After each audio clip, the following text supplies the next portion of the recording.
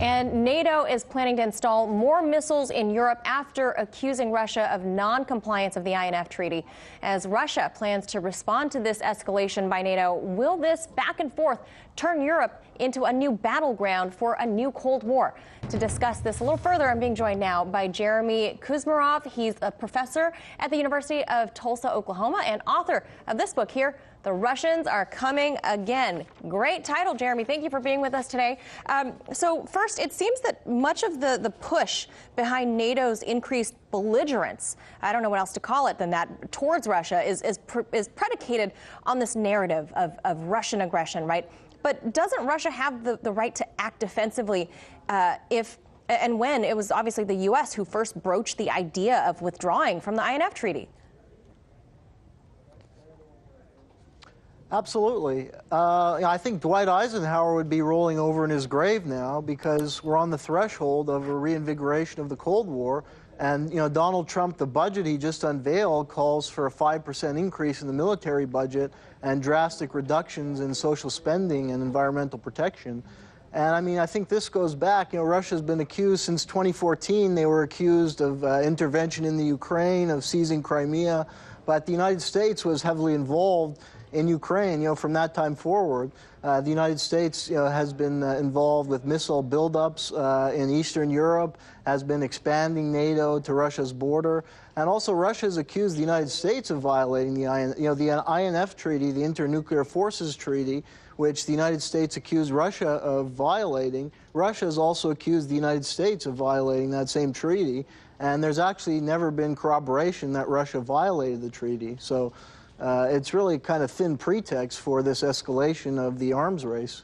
Sure, and Russia has invited the U.S. to come check out the missiles that the U.S. keeps claiming is in violation of that treaty, but the U.S. has declined to go inspect. We should point that out. And also, what do you make of the recent news that the U.S. is now fabricating parts for new missiles that are still banned by the INF, and the INF is still alive for a good 5 more months? Absolutely. Yeah, as I say, Dwight Eisenhower would be rolling over in his grave. And we see that there's clearly, a vested agenda and interest at play that the United States wants to kind of ramp up the arms race and, isn't really taking these treaties itself seriously while making accusations against Russia that haven't been corroborated. We need independent inspectors. Before the United States should have made the announcement about withdrawing from the INF Treaty, there should have been provisions for independent inspectors to go and verify whether Russia was in actual violation. So going back to this issue with NATO, they've really increasingly had aggressive posture, accelerating the militarization of the whole of Europe, I would say. Why would they want that? Is this a sign that the EU's capitulation to U.S. hegemony and U.S. dominance, they're just falling in line, I suppose, right? It looks that way. And I think, the war on terror has lost its legitimacy. It's been years since bin Laden was killed. Many Americans have stopped paying attention, to the war in Afghanistan. There's, limited legitimacy given the contradictions of U.S. policy and its support for jihadist elements in Syria, its support for Saudi Arabia with, back jihadism. So many can see these contradictions. So there's a need for a new enemy. So let's make Russia the enemy and, Putin is the devil. When in reality, Russia, has largely been defensive in its policies and is, looking out for its own interest and has not been very aggressive overall. Russia only has 13 military bases. The United States has hundreds. And President Trump, he was stumping on this, calling NATO obsolete, and he seems to now be reversing that. He seems to be interested in expanding NATO, inviting other countries to come join as long as they pay up. This all seems like it's an effort to contain Russia, but why when Russia was trying to basically extend the olive branch?